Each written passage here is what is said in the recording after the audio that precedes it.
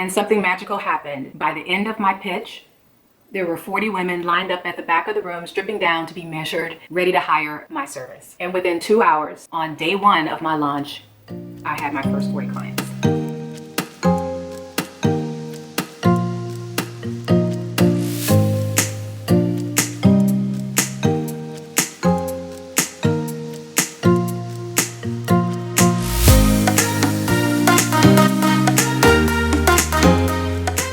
What's up, creative bosses? I'm Dion from thecreativefounder.com, all up in yo face. If you are a coach, content creator, or an entrepreneur looking to grow your brand's reach, income, and impact, then you are in the right place. Girl, guy, we have a very important topic today. Today we are serving up some business strategy on how to get customers, butts in seats. It's hustle time, y'all. If you're a returning subscriber, you know how this thing goes. If you are new to my channel, welcome and hello.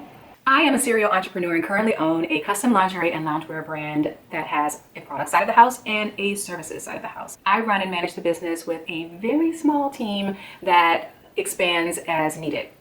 One of the most complicated things about running a service-based business is trying to manage delivery of the work product while keeping the marketing machine running so that you keep a steady flow of customers coming in. Well, in this video, I will break down the steps that I took to get my first 40 customers within 2 hours of launching my business and how I kept a steady flow of clients coming in the door month after month, which resulted in roughly 200 clients for my very first year, many of which are still rocking with me 7 years later. I had so much work, y'all. I had to learn very quickly how to manage it all. By the end of our time together, you're going to have the 12 methods that I use to get the word out, get more customers, and grow your business. So grab a snack, grab a seat. It's story time, y'all. Oh, and be sure to watch until the very end. I have a special announcement.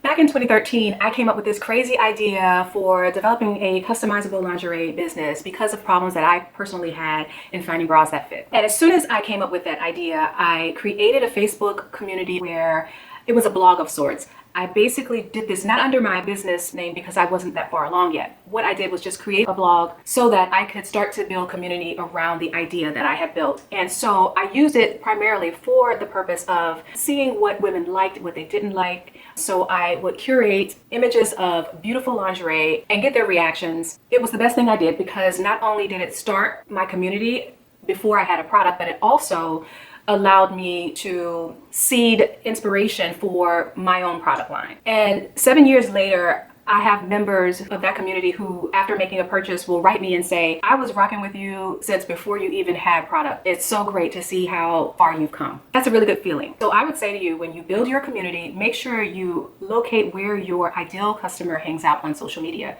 If you do a Google search, you can find demographics on the breakdown of who's hanging out on the various platforms. But when you do, make sure that you engage with them and that you forge meaningful connections with them. And I can't say it enough. They are whole people. They're not clicks and likes and comments. They are real people behind that. And the more you engage, the more you try to forge a real relationship, the bigger the payoff. After I had run the blog for some time and started to develop an idea of who my target audience was, I began to have conversations with them under my business name. And I continued to do that on Facebook because that's where my target audience was located. I didn't have a website at the time. I simply had a Facebook page and a landing page where I began collecting email addresses while I continued to work behind the scenes on the product and also branding. Over time, I collected 10,000 emails from women who were interested in what we were doing at Brazi. There were days that we were collecting 300 emails a day. I continued to work on building a community of fans. I made sure to answer every question and be active in the community. It had gotten to a point where some of the women were saying, hurry up and open already. Now, that's not a good thing, but it just shows how much excitement had been stirred up in the community about what we were doing at Brazi. We weren't ready, but I made sure to respond. They were so excited. The messages that I put out resonated with them, and it also started to create a familiarity with the brand even before we launched. I didn't put images of product out because I didn't have product to sell at the time, but the messages about how we could benefit them and what our service entailed was the thing that got them really, really excited. That Facebook page enabled me to create brand authority and to continue to build that over time, even though I had no product and I had really no customers at the time. We were just working behind the scenes. So my second tip to you is to begin building brand authority. What that means is create your Facebook page or your website if you're ready to do that. If you're not, just put up a landing page where you can start to collect email addresses and start to build your tribe. That will give you credibility so that should someone hear about you, at least if they were to go to Google and search, they'd find something on your brand. And as you can see, if you haven't yet had your first client, this still creates legitimacy for your brand. While building my brand authority online, I started to work on articulating my brand story. I worked really hard to edit it down and get it bite-sized. Your brand story is the story that you tell about how and why you created the business. It talks about what makes you different from other brands that do what you do. It's your unique selling position. And you really need to have that developed before you launch your service. You have to give your target audience a reason to buy from you. It's how you stand out from the noise. I created a video on this and you can check it out here. I'll place a link in the description and place one above my head too, so that you can connect directly there and take a look at that. With your brand story, you want to be able to say it in your sleep. It's the story that you tell anyone who's willing to listen. It's the story you tell the press. It should captivate your target audience and inspire them in an emotional way. In it, tell them about the benefits of your products and how it will make their lives better, how it will impact them. Put it on your website, on your social pages, anywhere where you will come into contact with your client. Visibility helps to familiarize people with you. And the more familiar they are with you, the more likely they are to become your clients. When it got really close to launch time, I reached out to family and friends and I said to them something really cool was coming and I wanted them to take part. I really went out of my way to make them feel special by telling them that they were the first and only to know at this point what has been going on behind the scenes. I also told them that it was by invitation only, so they needed an invitation to come into the event. In addition to that, I did this. Tiff, Trina, hey girls. Hey, I need y'all to come July 17th. Can you make it? Great.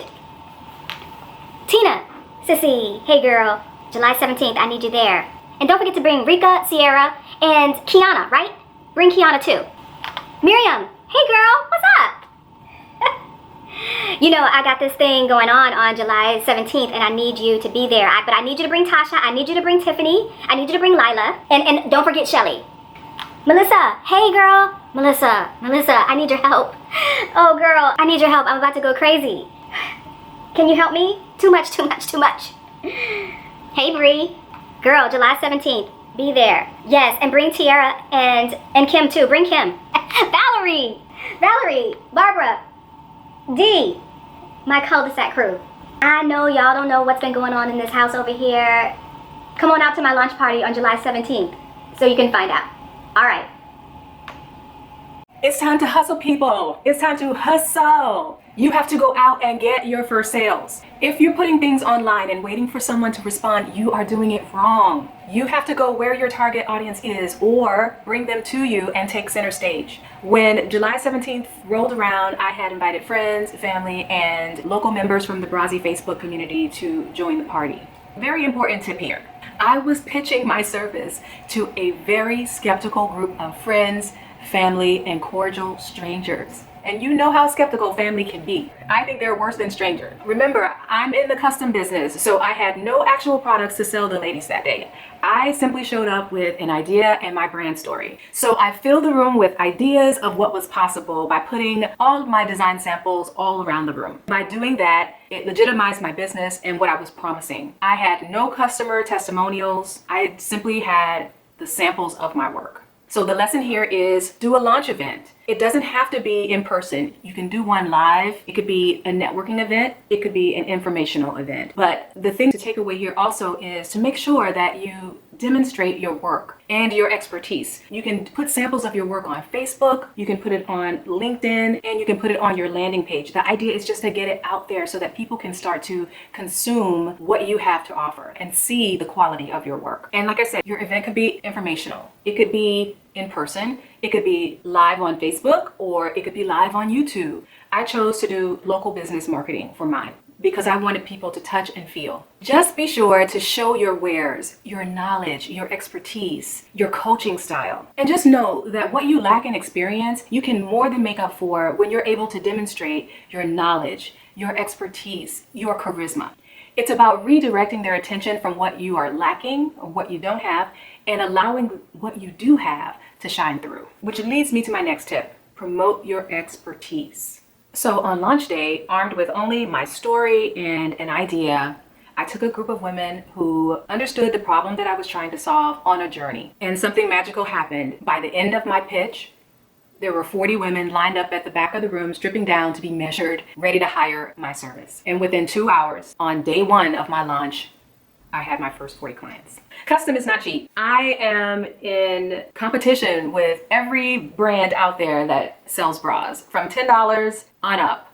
But what I made sure to do was talk about the pains that women experience with bra shopping, the loss of time when so often we return home empty-handed, and the frustration that you feel when you've worn it for an hour only to realize that the underwire is stabbing you in the armpit. You can't take it back. I spoke to them about replacing their dreaded shopping experience with a creative experience, one where they could design the perfect bra for themselves and they were guaranteed a good fit. And that was something that Brazzi was taking on their behalf. And this is how you have to talk to your ideal client, whether they are high paying or not. You have to convey the benefits and how your product will change their life. What will you offer them that's different from other businesses that do what you do? Let's take a quick pulse. Are you liking this video so far? I hope so. If you do, please give it a thumbs up now below. It helps my video get seen by others who might need it too. So back to launch day. On this particular day, I offered them a deep discount to incentivize them to hire me.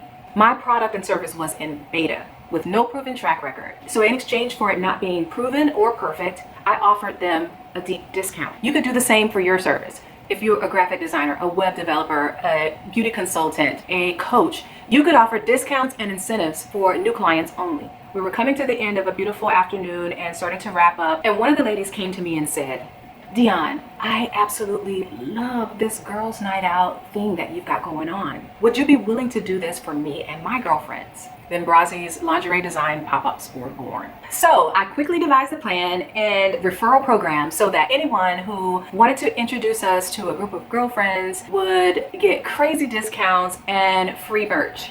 And this is what happened. You see, this beautiful customer led to this customer, and that led to this conversation on Facebook, and this customer led to that customer, and this customer led to this customer, and this customer, and this customer, and these customers all sent me more customers, and that led to crazy engagement on Facebook.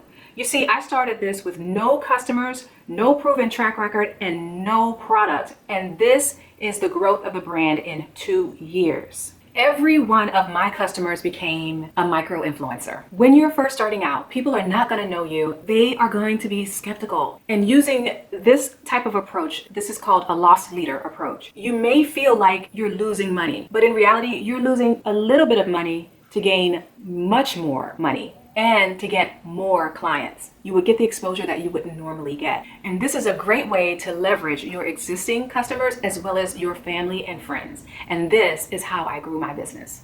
I can't tell you how many design happy hours, lunches, and brunches we did that year.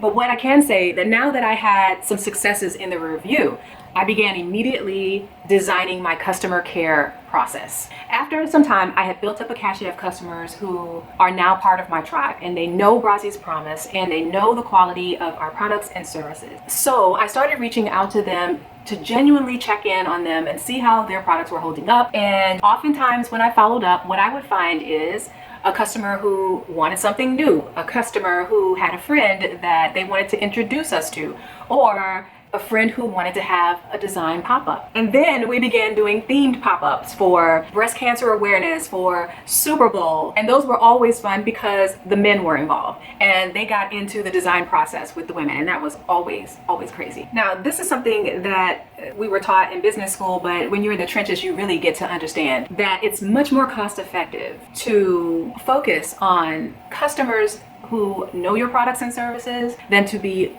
on the hunt for new customers. It takes much more energy to convince new customers to buy your service than it does an existing customer because they already know who you are. Don't get me wrong, hunting new customers does not stop, okay? That does not stop. But you increase your profit margin when you can get a sale without having to exert all of the energy that you had to when you pitched a client. Ever heard the saying, the fortune is in the follow-up? That's true. That's so true. And every business needs a healthy population of repeat customers. Another thing that I started to do after I got some successes under my belt, I started to collect testimonials from customers. Luckily, my clients were not so shy. They were happy to send me pictures of them in their lingerie and in their swimwear for us to post on social media. I highlighted these customers on Instagram, Facebook, as well as on my website, and that gained me new followers, that turned into leads, that turned into new customers. Sometimes all a potential customer needs is just a little nudge or a little evidence by seeing someone that looks like them as the thing to convince them to hire you. So make good use of your customer testimonials, and if you can get video testimonials, even better. As the second year in my business approached, I began to participate in community events. I was a speaker at some of these events, and at other of these events, I had a booth, and it put me right where my customers were. It enabled me to gain new customers who then introduced me to their friends. And the moral of the story is you have got to put your business in places where your customers are looking, both online and offline. If you're new to social media for business and are wondering how to get your customers' attention online, if you just take a moment and step back and think about the things that you have to do in person to get their attention, it's really the same thing. If you were at a trade show, you would place signs and maybe you would put candy on your table and maybe host a giveaway in order to attract the attention of customers who are walking by, and so that they stop and look at your booth, right? And when they come over, you engage with them in conversation and tell them about your product or service, right? The same is true online. You place your signs and giveaways on social platforms where they are hanging out. Instagram, Facebook, YouTube, Twitter. And when they stop by your store with a like or comment, it's your job to engage with them there. Get a conversation going and tell them how your product or service can benefit them. How to connect with customers online is often lost on us because it's in a digital space. But if you think about it from the perspective that I just described, then you'll realize that digital marketing, online marketing, in-person marketing are all the same. If you can think about how you go about developing a relationship with someone in person and translate that to online, you will be okay. And by reaching out to customers both online and offline, you're creating multiple sales funnels. And sales funnels is just a fancy way of saying methods to get sales from your customers. And it's really important to exploit both of these, online and offline, as a new business, because your job is to get sales as quickly as possible in order for your business to survive. Another important initiative for my company is breast cancer awareness. My aunt is a survivor, my sister is a 2-time survivor, and one of my dearest friends lost her mom at the age of 39 from breast cancer. So we partner with nonprofit organizations to provide beautiful custom bras to survivors who have undergone mastectomies and other remediating surgeries. For your information, I'll place a link to those organizations down in the description below. So think about what companies can you align with? What companies out there might have complementary services to yours? This will introduce you to a whole new group of customers who may need you. And now for the big announcement. Drum roll, please. We have 100 subscribers, y'all. Thank you so much. Thank you for liking, for sharing, and subscribing. Please continue to do so. Please engage with me in the comments. I'm on the race for 1,000. Let's see if we can get there and how long it's gonna take us. But this is our channel. So if there are topics that you'd like to see content for, just let me know down in the comments below. All right, creative people, you now know how to get customers. No more sitting back and waiting for things to happen. Go out and get customers fast. Get those first sales fast. As always, I can't wait to continue the conversation below. Tell me how I'm doing. Are you liking the channel so far? And tell me which of the tips you plan to use first. If you like this video, please give it a thumbs up below, share it with your fellow creative bosses, and be sure to subscribe and hit the notification bell so you don't miss anything when I upload new content each week. Thank you so much for watching. Until next time, stay inspired. Bye.